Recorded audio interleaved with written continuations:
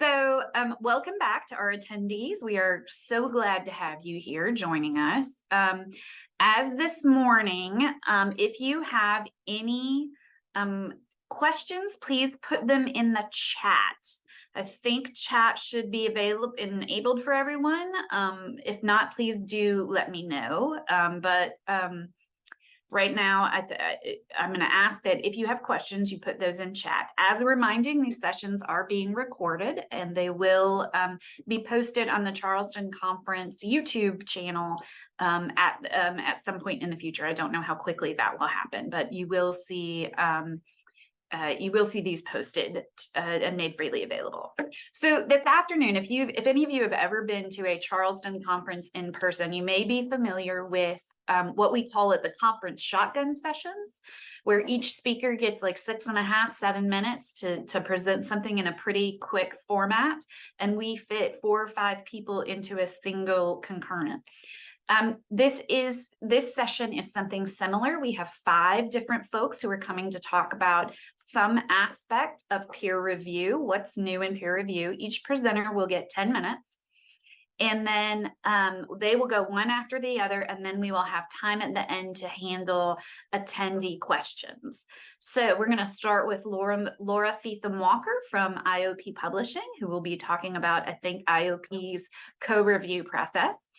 Daniel Dotson with the Ohio State University Libraries is going to be talking a little bit about retractions and how that impacts peer review. Lindsay Morton with PLOS, Sven Fund from Reviewer Credits, and Benny Wickham with SciFree are all going to speak to us this afternoon. So without any further taking up any more time, I'm going to turn it over to Laura. I'm going to stop sharing my screen and let Laura take over.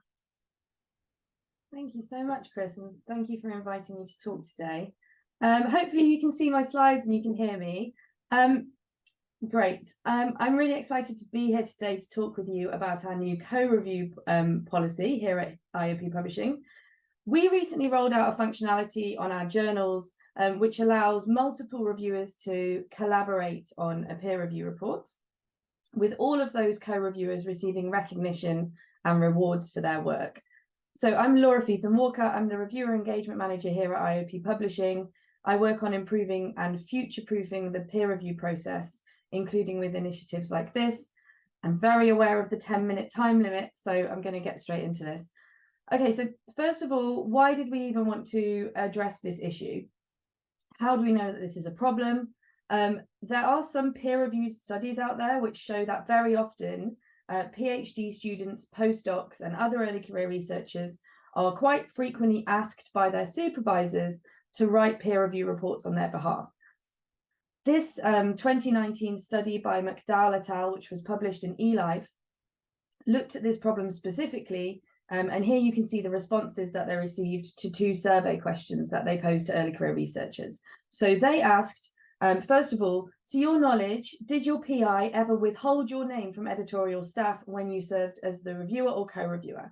And only 23% of respondents said that they knew for a fact that when they co-reviewed or ghost wrote a review for a senior colleague, their name was provided to the editor.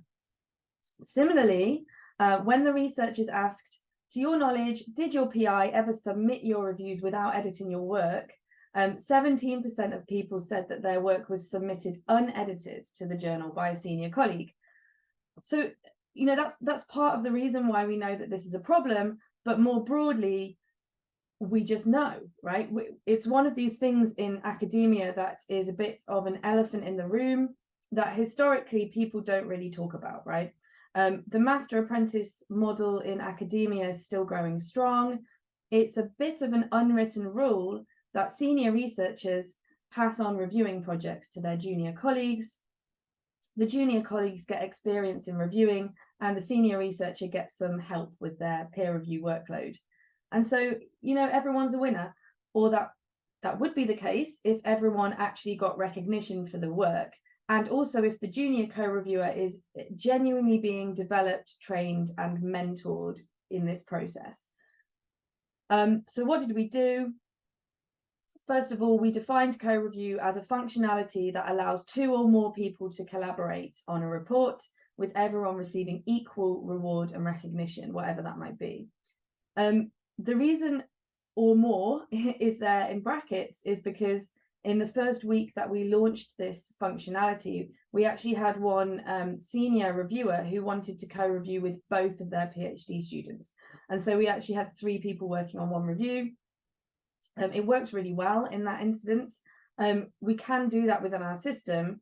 I think we might maybe draw the line at more than 3 people collaborating. It might be a case of too many cooks and too many people trying to collaborate. We actually started this with a trial on 6 of our journals. We learned a lot from that trial. We tried 2 different methods of doing this within our submission system, and we found one was far superior than the other. We also asked all of the researchers who took part in that trial to give us their feedback on how we could improve. And so a couple of months ago, we rolled out our improved functionality to all of our journals. I should say, in the interest of honesty, you know, it's not a beautiful, smooth, seamless process yet, but it does work. It works. And we've had some really great feedback about it from our researcher communities. We are actually building a new submission system.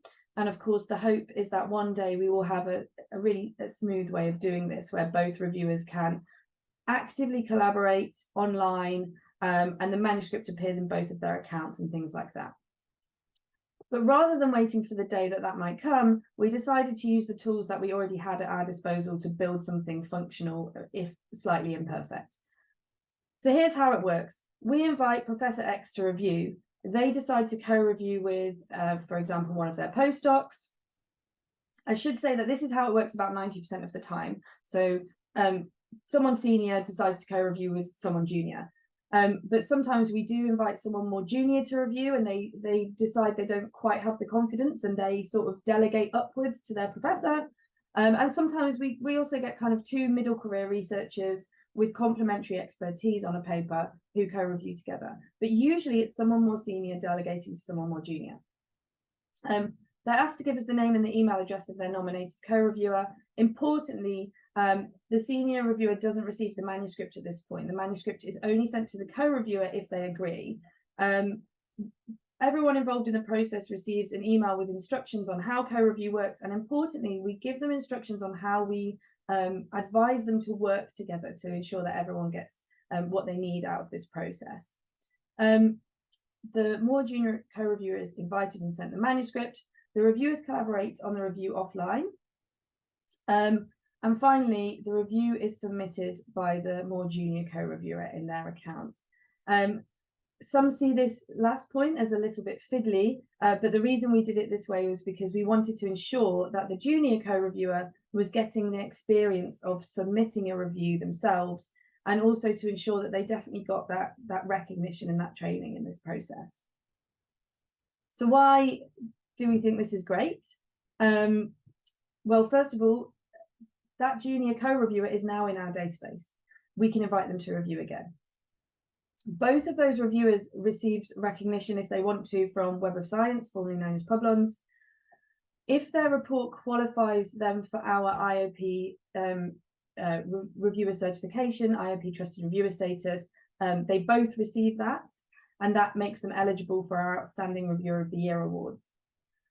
We offer all of our reviewers a 10% discount on APC open access fees on any of our journals. So both of the reviewers receive one of these discount tokens.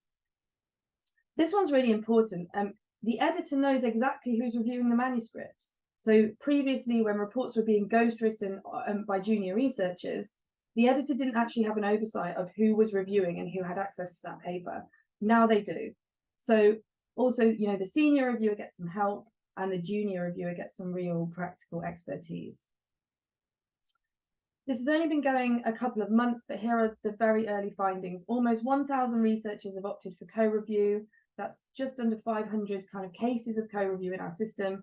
We found that senior female reviewers are actually significantly more likely to choose to co-review with a junior colleague. About half of the junior co-reviewers were brand new to our database. This one isn't surprising, but it's relevant for a diversity and inclusion perspective. There was some discussion about whether this might improve the diversity in our reviewer pool. What we found is that overwhelmingly, people tend to co-review with someone at their institution, which makes total sense. So if we invite someone in a particular institution or geography to review, they were more likely to review with someone from that place. The quality of these peer review reports is really high. So again, this makes sense, right? Two people have worked really hard and worked together on this report. We score all of our reviews that we receive on a scale of 1 to 5, with 5 being outstanding. The average score across our portfolio is 3.16 roughly, but for co-review reports, it's 3.59. So that's quite a significant difference. And finally, those senior female reviewers who are more likely to choose to co-review were also more likely to co-review with a male junior colleague. And that might be something to do with the gender split of the physical sciences. Final slide. Feedback from the community has been positive. This is one tweet that we've received, but we've received lots of feedback. Overall, we think that this is something really valuable for our communities. It benefits reviewers at all career levels. It benefits our editors who have a better oversight. And it also benefits authors because they receive, on average, higher quality review reports with this process. So thank you very much for listening. I'm going to stop sharing my screen and I'm handing over to Daniel. Thank you.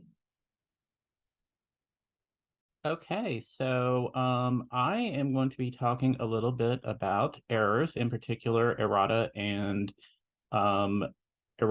retractions. And typically when I do research, I end up finding other things as I'm moving along and think, oh, that's interesting. And I ran into a number of errata in particular for a project I was working on, and I thought, I wonder how prevalent this is.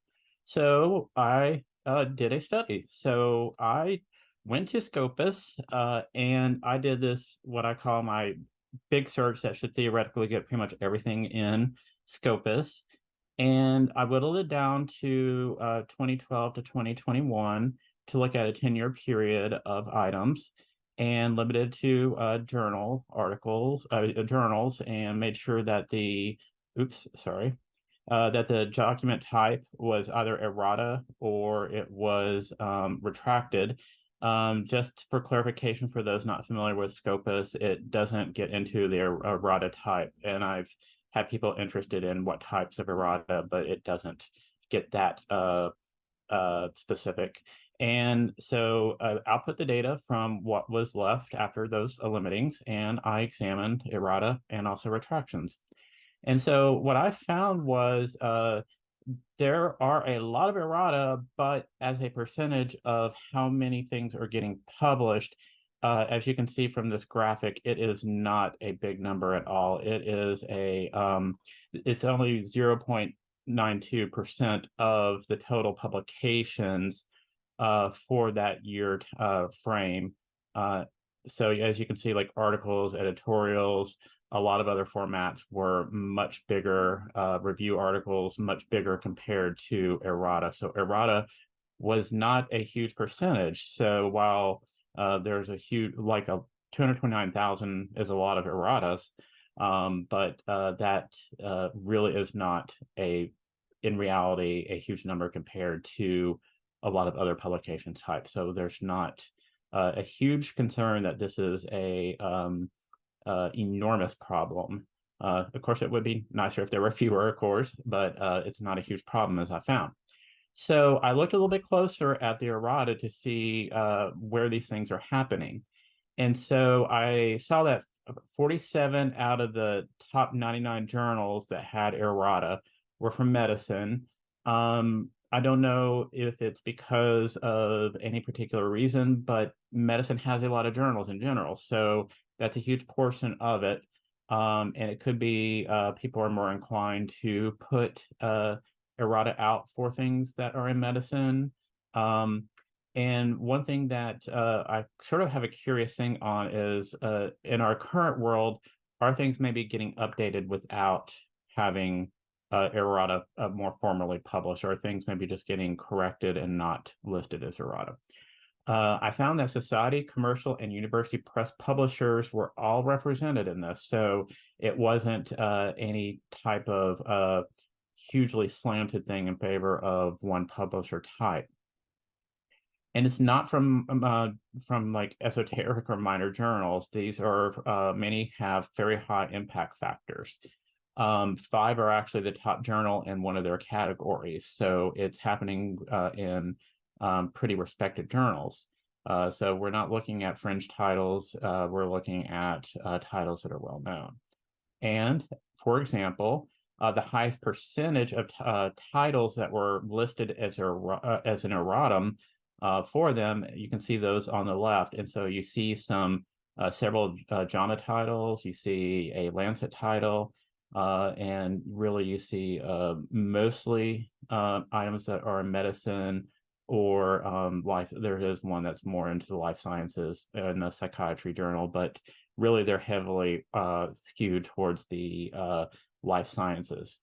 However, the ones that had the highest percentage of their document titles that were publishers that were listed, as you can see, it's a mix of publishers. There's AMA, there are commercial publishers, there's university presses.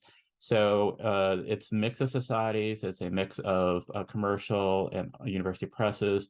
So again, it's not something that is skewed towards commercial publishers, for example, like some people might expect to happen.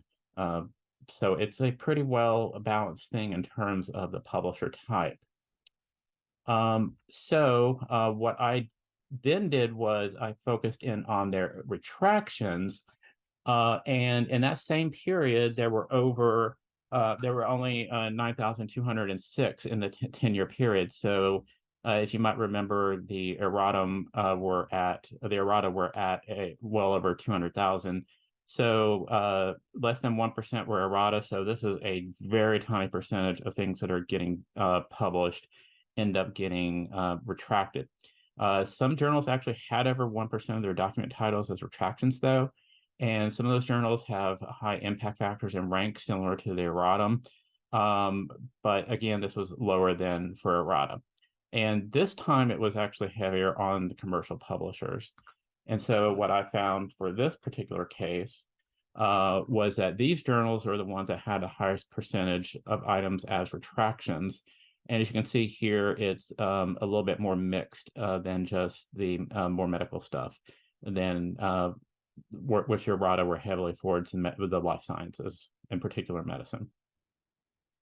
What I did find also were that these erratums, these are the 1.2% of the erratum, not the original article, were getting cited 10 or more times. So erratum are actually getting cited. And I also found that 6.57% of retractions are getting cited 50 or more times, including one retraction that had over 1,200 cites.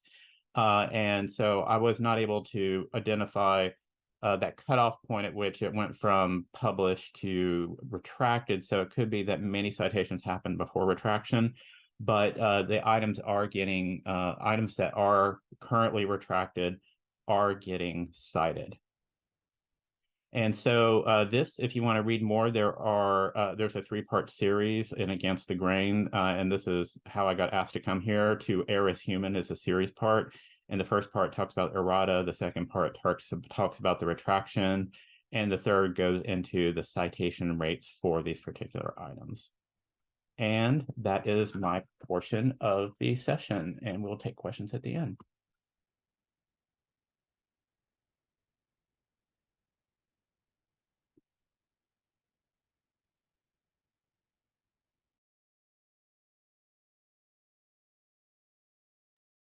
Hi, welcome. I'm happy to be here.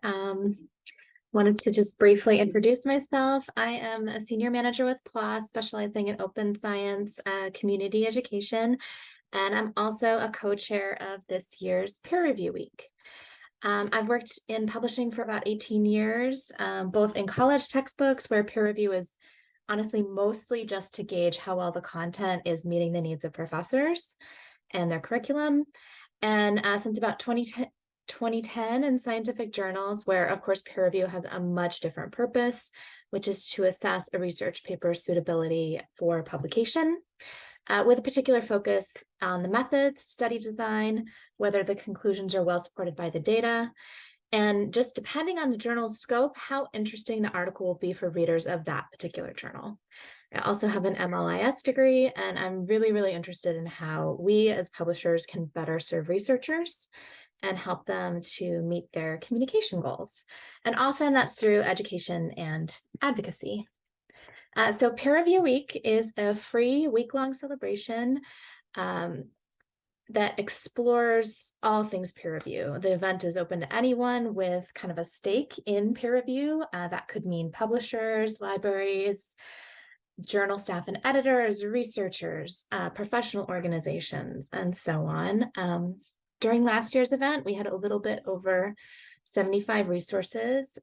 Primarily, those tend to be live events or virtual events, workshops and trainings, but also some written guides, some blogs, some podcasts and videos. I think Peer Review Week is really important because peer review is so crucial to research communication, and trust in results really hinges on the thoroughness and the thoughtfulness of the reviewer's assessment.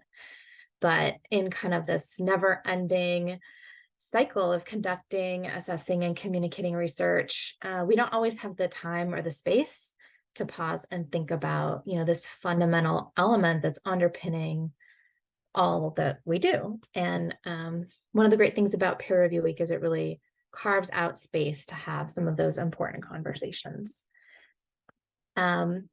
So the theme this year, which is peer review and the future of publishing, you can see it here in the orange. It was chosen by community poll. And I think this poll quote by one of our committee members, Nicola Nugent, kind of articulates why this resonated so strongly with people. We are really at kind of a pivotal moment in scholarly communications in a lot of ways, on the precipice of a lot of big changes.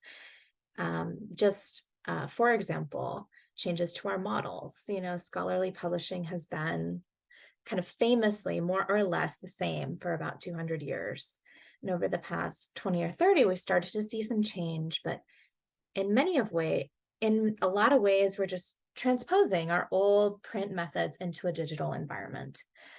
But now, within the last few years, we've started to see increasing and very rapid shifts, driven in part by researcher needs, and in part by public and institutional policies, funder policies, and indeed the influence of the pandemic as well. Another factor is NLP and AI. So publication volume and velocity has been accelerating for a really long time, and that results in increased demand for reviewer time. And technologies like NLP and AI have also been around for a very long time, but they're just now becoming ubiquitous and affordable enough for really general use.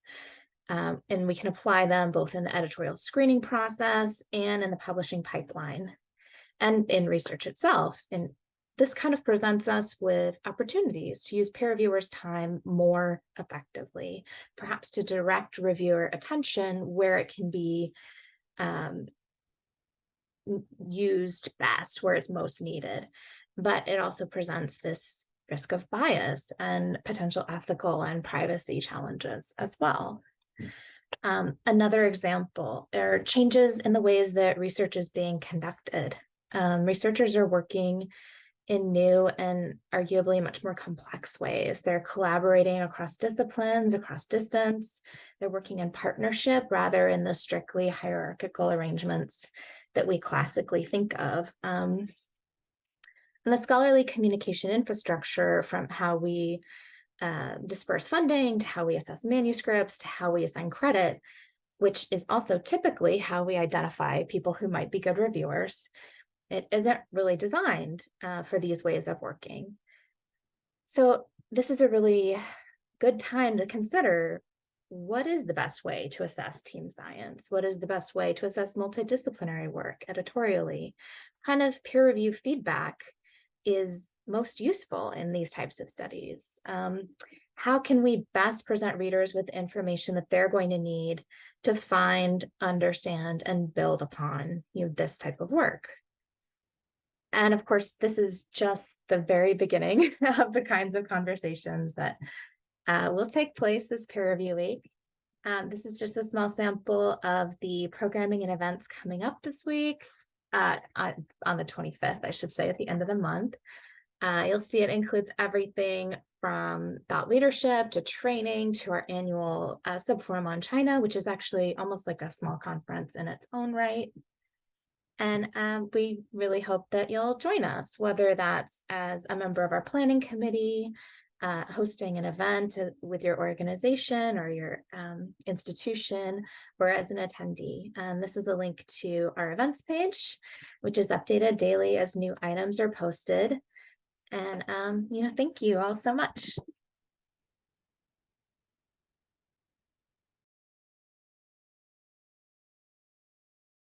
Thank you, Lindsay, and good evening, everybody. I couldn't agree more how important peer review week is, and I hope that a lot of people will join. My name is Sven Fund. Good evening from Berlin in Germany. I'm the managing director of Reviewer Credits, and I would like to talk to you about why I think we need to make peer review really the North Star, or reviewers rather, really the North Star again in peer review, and how we can do so. I think it's not that complicated, but let's see. I guess I just spoke to a friend who oversees like 35, 40 years of industry history, and he agreed that probably peer review is the single biggest challenge to the academic publishing puzzle that we are facing today, much more than what, for example, open access was probably a few years ago. I want to focus really, as I said, on the reviewer. Obviously, there are other players in this field that all have their own roles, but let's try to focus a little bit on reviewers. And I think the challenges we see here is, as we all know, not just recognition, but it starts on a more technological side. It's insufficient matching of papers and reviewers. It's the fact that there's little incentive and even rewards to perform peer review. That's why we see reduced activity in reviewers. There's almost no quality control about peer reviewers, and I think we see excessive spamming. I guess that's the researchers' reality, and let's look into this in more detail. So here's the 7% problem, as I would call it. If you start a selection of 100 potential reviewers, you can see how steep the funnel really is and how much inefficient peer review has become in the process. And the biggest problem still is topical match. So that is something where I think technology can helps already in some cases, and where we need to invest further. But there are also other fields. Obviously, we can't change the availability of researchers, but I think we can help motivate them to be more open to peer review. Then there's the training issue and some other issues like conflicts, which obviously we can't resolve. Rewards, we have done a little bit of research, and I wanted to share that with you as well, because I think there's this untold story that recognition of peer review is enough for researchers. I can tell you, not even publishers believe that anymore. I would estimate that about 30% of this year's reviewed articles have whatever kind of link to a certain incentive. That can be vouchers, discounts, but they can also be cash elements. They are usually limited to one specific publisher. So one publisher giving a reward, an incentive for somebody who delivers a great review. And that's a good start. Probably it's not what researchers are hoping for if they review, but it's at least a good start. One observation in our little case study we did here is that the fastest growing publishers and book publishers tend to invest more into rewarding reviewers also economically or financially, depending on what it is, than established publishers. My vision, our vision at Reviewer Credits is that these rewards should be clearly a reinvestment into the publishing ecosystem. And that's what researchers actually are asking for. They are not asking for champagne or something like that, at least not us, but they are asking about how can we get a reinvestment into our own publishing activity when we as reviewers are researchers. And you can see on the left-hand side a few of those publishing services, if you want, pre-publishing and post-publication services that we offer in our reward center. They should be applicable and fungible across publishers. That's what researchers are looking for. That's in our review, which is probably not statistically relevant. We asked about 250 people. That is where 80% of the people say, sure, I want this to be movable to other instances in my publication activity. And most importantly, they should be transparent and easy to handle, which is unfortunately not always the case. So I think reviewers are aware of the importance of peer review and their activity in academic publishing, to really motivate them to also review for not just the crust of the top 1% of journals or articles. I think rewarding becomes more and more vital.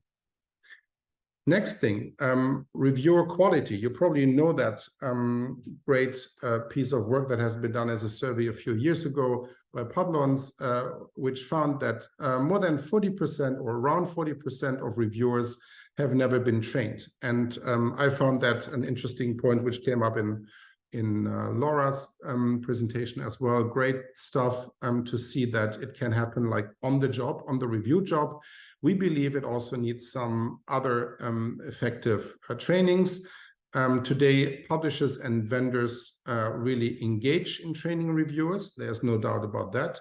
But hardly is that a prerequisite in asking a reviewer or a researcher to review. So our vision would be that we as an industry should come together and agree on training standards to really make sure that it's easy and basically we have a minimum standard that we can expect, make training beyond a certain point mandatory for reviewing. I think it's not difficult to convince researchers of that because that's what they are actively asking for. And also obviously request ethics statement. So I think peer review is an interesting field in that respect. Would anybody let untrained workers perform a vital job in any other field than publishing? At least 40%? I think we shouldn't do that. Our major plea is, and coming back to what you saw in the 7% problem, we need to find a way to stop spamming. And that is really difficult because it means we have to better understand the person we are trying to invite, trying to become a reviewer for our journal article. So we need to understand the person and not the persona itself. Reviewers are different, believe it or not. They are in different situations in their career, in their lives, in their academic lives. So we need to understand that. That also means we need to better understand the academic achievements and not search and match through keywords. There is much better technology available already, and I'm happy to talk about that further, where we can better extract and understand concepts and not just keywords. We feel that it is important to get researchers' consent to get invited for reviewing. That's why we register. You can register as a researcher for free on reviewer credits, independent of whether you have now been invited to review a paper. And that's important. We call that an implicit contract, which we want to create. And where we really believe it is important that the researcher as a reviewer can set their criteria. You see that on the left-hand side of this slide, where you can say, I want to review so many times for those journals or publishers or books, but not for those. So why not have all these important information points? First of all, because that will help on the top of the funnel to get a better matching with not just topics, concepts, but also with interest. I think it's really important for publishers to understand that they don't own reviewers. That is still, I think, a little bit of a weak point, if I may say so, in the industry. We need to trust cross-publisher solutions, and that does not mean everybody should work with reviewer credits or any other services out there. It also means for vendors like us, for partners in the industry, to better connect and better exchange data to make this a more worthwhile experience for researchers. And obviously, it is absolutely fine to reward reviewers beyond just recognizing their work. I can't stress that enough. I think it is really important because your competitors, your fast-growing competitors, probably already do. So I think putting the reviewer as the North Star of the peer review system is about time. It's key. And I know that Abani will completely agree with me. So over to you, Abani.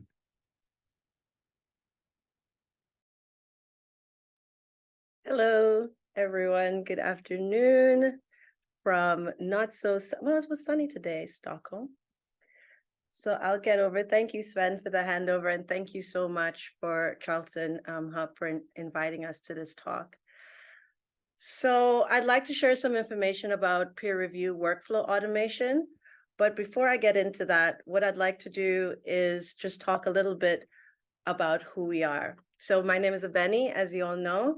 I'm technically American. I did my undergrad at Tufts and then a PhD at Linköping University in Sweden, and then 2 postdocs, one at Max Planck in Germany, and then another one Imperial College London. Then I realized I wanted to learn and do more, so I came back to Sweden and started SciFree.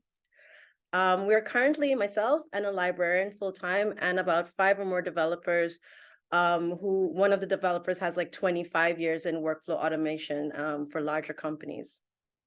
You may have heard of one of our tools, which is the journal search tool that helps libraries take their open access agreement lists and then create a discovery search page to help them communicate the options better to their researchers. And we currently serve around 45 or more libraries in Sweden, Denmark, and the UK and the USA. Okay, back to peer review. So when we started SciFree, I went out and did a bunch of literature reviews on the ecosystem for cost of publishing, peer reviewing, asked researchers, publishers, libraries, all the same question: what do we hate and love about academic publishing? So there was a lot of information, so I tried to pull that down into 4 key things. The first thing is the review process itself, but we all know that, that's why we're here. But actually that it's unstructured and it's based on emails back and forth, and it gets very cumbersome. And then the American journal experts wrote that there are 15 million hours lost in reviewing rejected papers. That equates to about $300 million that year in researchers' salaries that we don't get any reward for. And then the need for transparency. The process is really important, not just the peer review at the end of the publication, but all versions, all the interactions, because peer reviewing is actually a learning thing, not just to have for the publication. And then the inequitable distribution of researchers. What you would find is that you would get asked to review a paper based on who knows you rather than what you know. So essentially, the current process of peer review does not really help relieve workflow pains of researchers, libraries, and publishers too. So we decided, let's turn that into gains. Let's turn those pains into gains. And for the review process is to semi-automate as much as all those redundancies, like the emails, the acceptance criteria, all those things that we know are redundant, that happens all the time, automate that. To make it cohesive, to allow not only the researchers, but the funders and the university's admins to all access the peer reviews and publications automatically. That not only all the versions of the peer review are transparent, but also for the researchers to keep in the tool in perpetuity. And then keyword automation, which is one of the first features that we built into the tool back in 2018, where it automatically matches reviewers based on what the author tags the manuscripts as. so that the reviewers, usually they would have written a manuscript with the similar techniques and similar things, so matches it based on their knowledge rather than who they are. All of this together creates a tool and an ecosystem of where peer review is a service to researchers and a service to the libraries and funders. All right, let's see Dynamica in action. So here's the reviewer dashboard. You can see that I have all the information that I need, what is currently under review. So I've accepted to review this. What is new to review? So this came in today, so I need to review this. And then also what is timed out or awaiting author revisions. Now the timeout is also an automation where the universities can choose how long they want to wait until it calls another reviewer. So in this case, it was 6 days. So when no one responded, it timed out and then went and called another reviewer. That's automatic. The reviewers can also toggle on and off when they want to review, because sometimes we're on vacation, and I really do hope that we're all taking more vacation. But also maybe we're heavy in the grant writing process or in experiments. And in that moment, we just can't review. So in the system, they can turn it off. And when they're ready again, they can turn it back on to review. All versions of the reviews are in the tool, but also to aid the conversation between the reviewer and the author, they can write the information section by section. So when the manuscript is uploaded, it already automatically sections out the PDF or the Word file to allow the conversation so that the author knows exactly where the peer review is talking about and things like that in that section. And then also for the researcher's profile and their CVs and model links to funders, because in the tool, when you first submit, you have to put in your funders so that we can send messages to funders right away about peer reviewing and also the publication. But what's also important is to show how much you're peer reviewing as a researcher, because there might be one year that you didn't publish at all, but you reviewed like 10 papers. And that is really important because you're part of the community and valuable to the community by helping grantors to see that you're adding knowledge to the knowledge tree, even though you're not publishing. There's many more automations. For example, uploading logos is super fast, changing the colors, changing the text, things like that is all done automatically within the university admin. All the data from the researchers and the university is owned by them. And in this quarter, the first quarter of the year, we were working on easy automation into the repositories. For instance, each country has their own repository. Here in Sweden, we have Diva and things like that. And now we're working on the automated digital preservation of the talk. There's a lot more, but this is a lightning session. When we properly launched Dynamica with Stockholm University, we also had an in-person series in the library with all their researchers and from all disciplines, and it was packed. And we got to learn and have a conversation about all the pains the researchers had, but they also got to see what the library was doing for them. And one of the quotes from one of the professors is, "Whatever we can do to simplify the reviewer process and make things move faster would save us time." Another most amazing thing that came from the head of the library was to be brave. When we see the support we have support from the university heads, from professors, and more, researchers can be brave to try new things because then we're not alone. And to be honest, researchers are already technically quite brave to be still in academia. So thank you so much for your time and for listening. I'm really, really grateful to be here to be part of this conversation.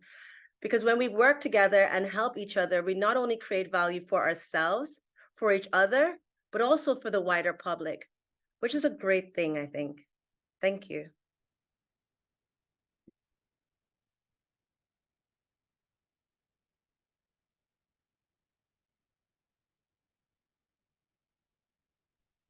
Okay, there it is, sorry. Thank you to all of our speakers. That was fantastic. It's really interesting to see some of the themes. Our attendees, if you have questions, please put those in the chat or in the Q&A.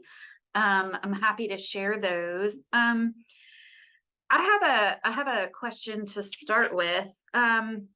actually have several, but I'll start with the one that I think might apply to several folks overall, is that, you know, Sven, you mentioned that, you know, you're interested in putting the peer reviewer as kind of the North Star. And then Benny talks about how peer review is really a service that reviewers are providing to the publishing industry. And my question is really about how do we get institutions? So I come at this from an academic perspective, where my colleagues have to go up for P&T, for promotion and tenure. And how do we get our institutions to place that same value on peer review that I hear you talking about, so that you know, if someone doesn't publish but does 12 peer reviews in a year, how do we make the case that that is a worthy contribution to the field?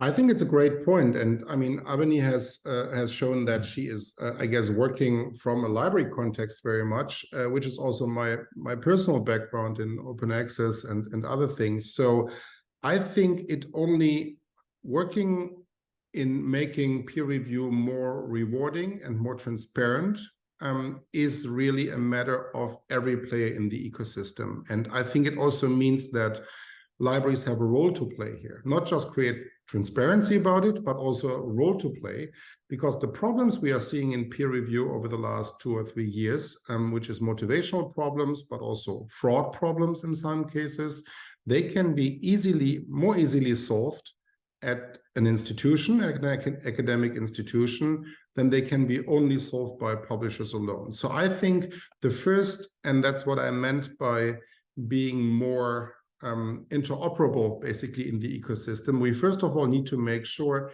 that we know how many researchers of Stockholm University or Max Planck, how many reviews are they writing a year? We don't know. Nobody knows. And if we know, we put together Excel and Word documents, and that's obviously not the way we should do it now. So I think working together, creating transparency, providing training, as I said, and other things, that's really where libraries play a huge role, yeah, probably have also a field where they should be more active in the future.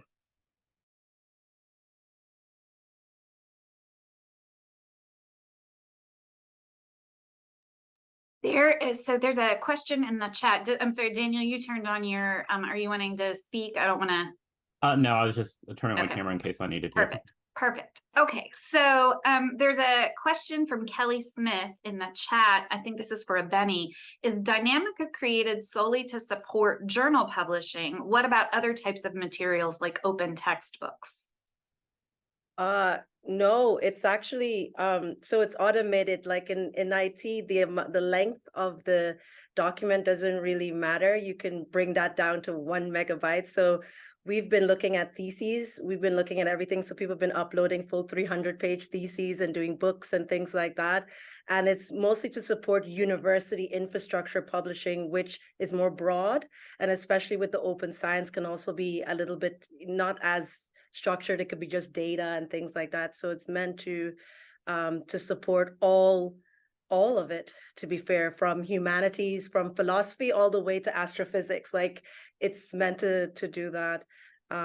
Yeah. That's so Benny, you weren't with us this morning, but Kelly spoke. She works here in the state of Kentucky, where I am. She works here in the state of Kentucky on open educational resources, and at her institution, EKU, they're specifically kind of dealing with the challenges of how do you track peer review for OER when there is no system?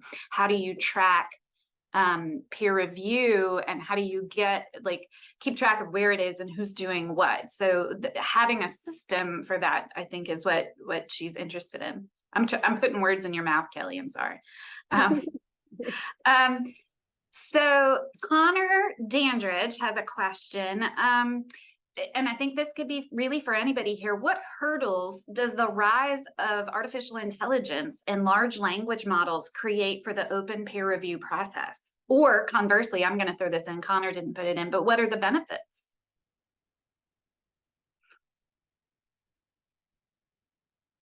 Well, I'll start. Yeah, I mean, I think AI is a tool, right? And like any tool, it's only as good as it was built to be and as the learning models that it's, ingested are. So, it really comes down to that. I think like we can look at patterns and surface potential issues that need to be looked at more closely by a human, right? We can do that much more efficiently, much more rapidly, much more systematically, and that will save us and peer reviewers, speaking from the publishing perspective, a ton of time and effort. And if there were combined with that some way to share, peer reviewers' expertise, if they've seen that paper before across the silos of publishing in academia, and really, really streamline that. I think that large data models and AI could be very advantageous in that way. But by the same token, you don't know what it's doing. You can't look at it the way you can in your publishing system and say like, oh, it's misunderstood this as being this. There may be bias in the data that it's taking in and using to make its decisions. It may not fully or accurately interpret things. It may select on something that is excluding more junior researchers or more senior researchers. And there's no easy way to look at it and know. It's much more of a black box even than publishing classically perhaps has been. So, I mean, I think that is an implicit risk.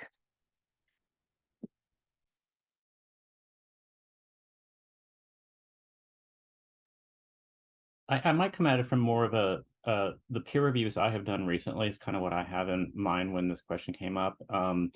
I think AI could have more weight in doing things like catching the lower hanging fruit type things, like the problems with citations, like ghost citations or ghost items in the bibliography.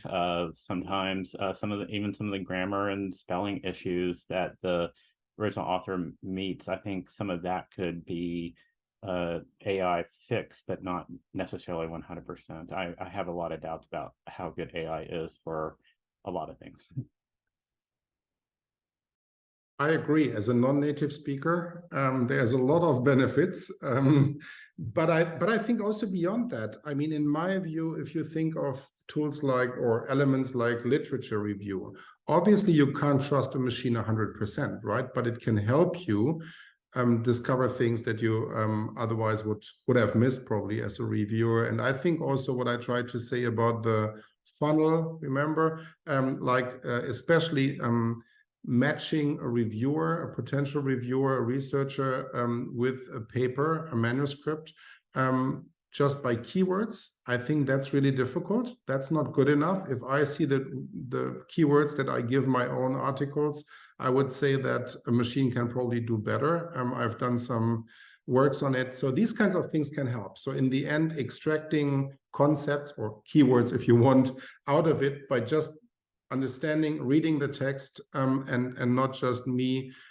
with a sender perspective, interested in communicating something. I think that can help. But yeah, as Lindsay said, it's only a tool, right? And in the end, like Google is a tool, I guess it will become a fact of life, but don't leave it home alone, I would say, at this point.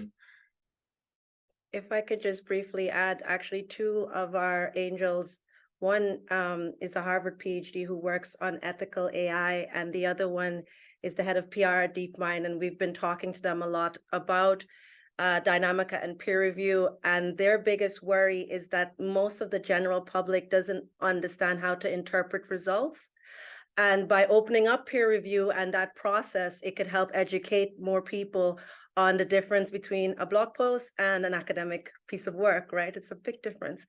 And I think that most people that are working in the AI industry, they will vaguely say that they have problems collecting data and making their models really good because they're not sure about how this work was reviewed, like how other people are interacting with the actual implementation.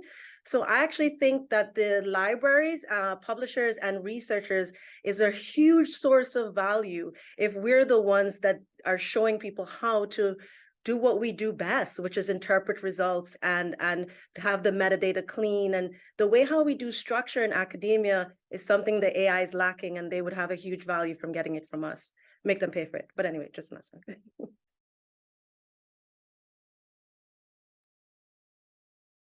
I have a question. So Laura, I was really interested. I'm really interested in this co-review process.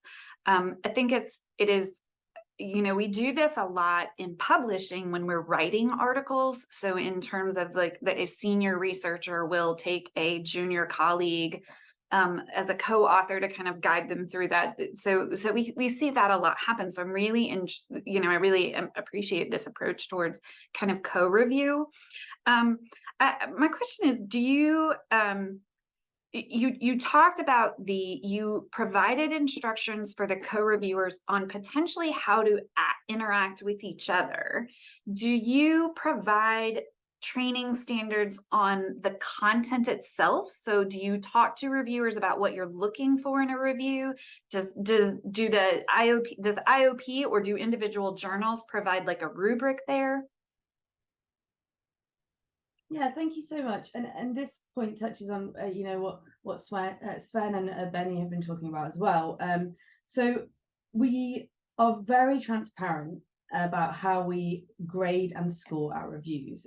We didn't used to be previously, but now we are. So we're telling people, you know, we grade these on a scale of 1 to 5. There are lots of reasons why we do this, both for internal use and pretty soon we're going to start telling reviewers what their score is if they ask us, right?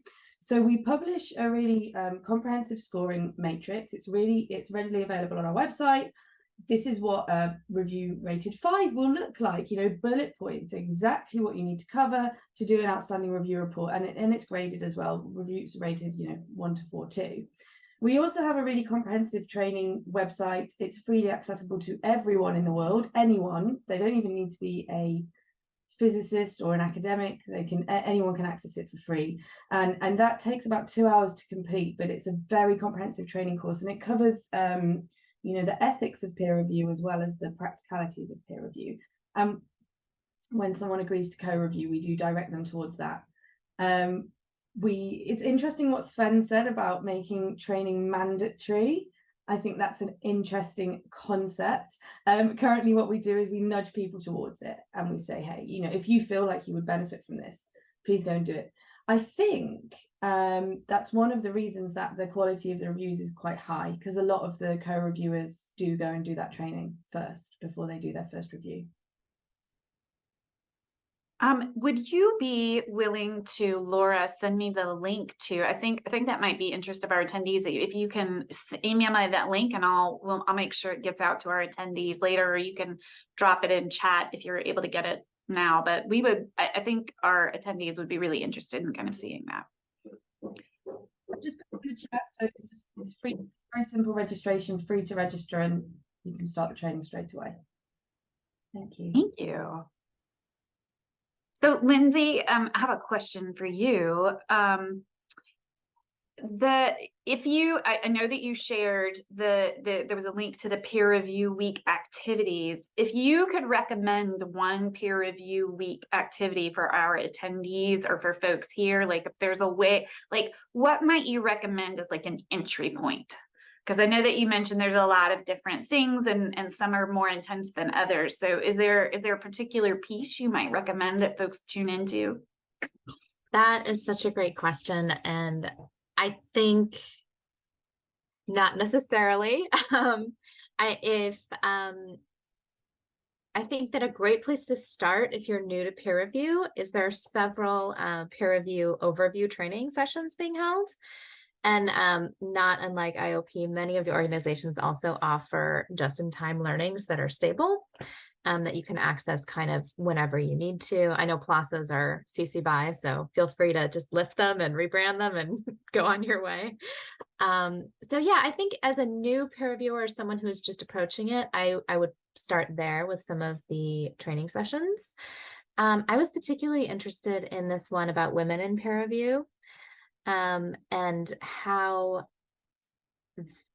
the summary I'm gonna butcher, so I'm not even gonna attempt it, but how the kind of the labor of teaching and the labor of feedback kind of can be conflated into other caring tasks. In effect, it seemed like a really interesting idea that I had never really considered before. So I was thinking to myself that I would really like to attend that one. There's also a great session on publicity and peer review, and how peer review and trust are linked in the public eye and sometimes very much misunderstood, and how, the evolution of scientific discovery can look from the outside sometimes like waffling, which is a real point of education, I feel like, for a lot of us who are not research scientists or are not professional researchers in any discipline. That can be really valuable. So those are just a few that I thought were really interesting for myself. Thank you. I'm actually taking a graduate school class right now on women in leadership roles. And so I'm really intrigued by this idea that Laura shared, that they see that the majority of lead authors or lead co-reviewers are women, and that they are, so I think that kind of that ties into your recommendation of that session on women in peer review, that there's, I think, a link there.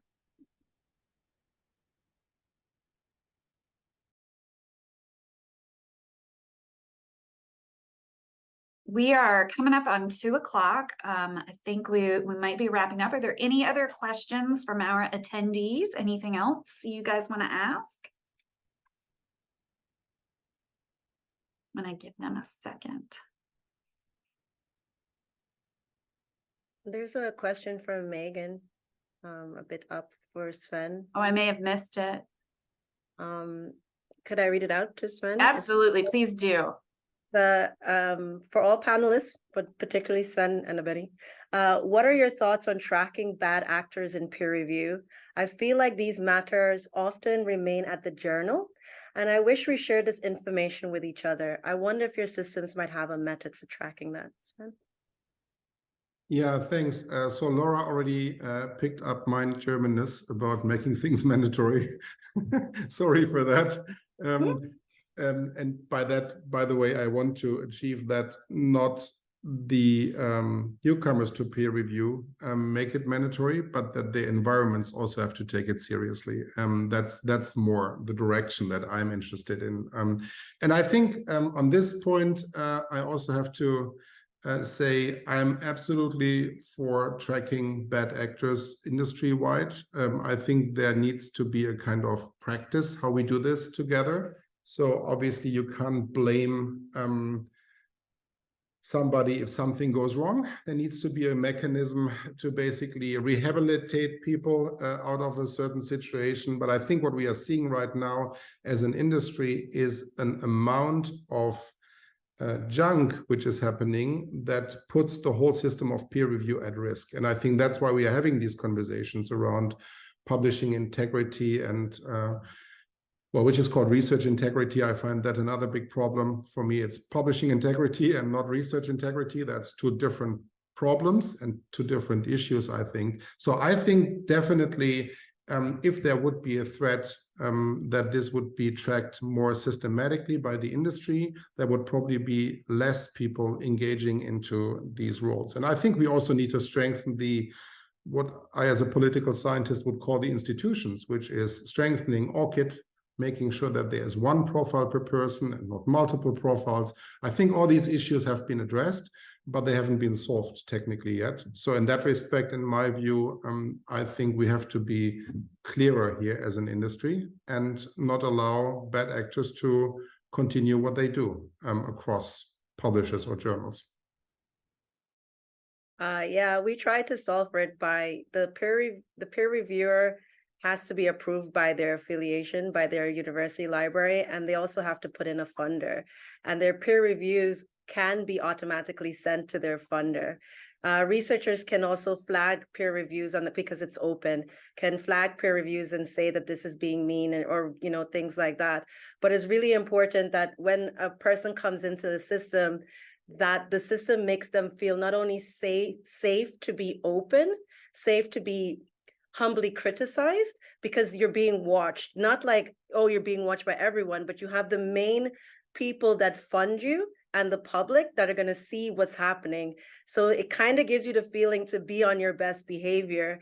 And most people want to be on their best behavior. We only do bad things in the shadows. I don't know, in Twitter anonymous, but it's open. So that's how we're dealing with it. And we're working with Stockholm University, speaking directly with their admin about how they want to retract and things like that in their own system and keep that so that they can, as Sven said, and everyone says, rehabilitate rather than just punish right away.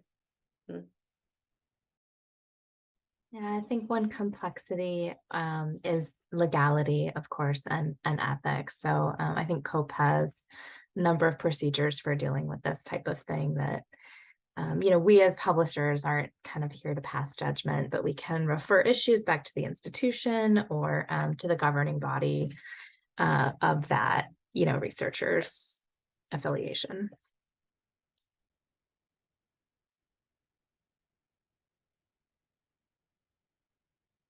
Hey, any other questions? Thank you, Abeni, for pointing that one out. I missed it in the scrolling through the chat, so I appreciate that. Okay, I'm going to keep an eye on the chat, but while I'm keeping an eye on the chat, I just want to take one last minute to thank our sponsors again. As I said earlier today, we are sponsored by IOP and Pre-Review. They have both helped make today possible, and we are grateful to them. Also a reminder, tomorrow we are going to kick off at 11 a.m. We will be back here, and that's 11 a.m. I did not put it on this slide. I'm so sorry. Eastern. That's 11 a.m. Eastern time, 10 a.m. my time, and then much different hours for, say, Sven and Abeni. This is Eastern time. If you want to tweet, or I don't know if people, or X, do you X now? I don't know what you do if you're how you tweet on the new platform, but if you want to tweet or hashtag us on any platform, the hashtag for this is CCIB, that's Charleston Conference in Between 23.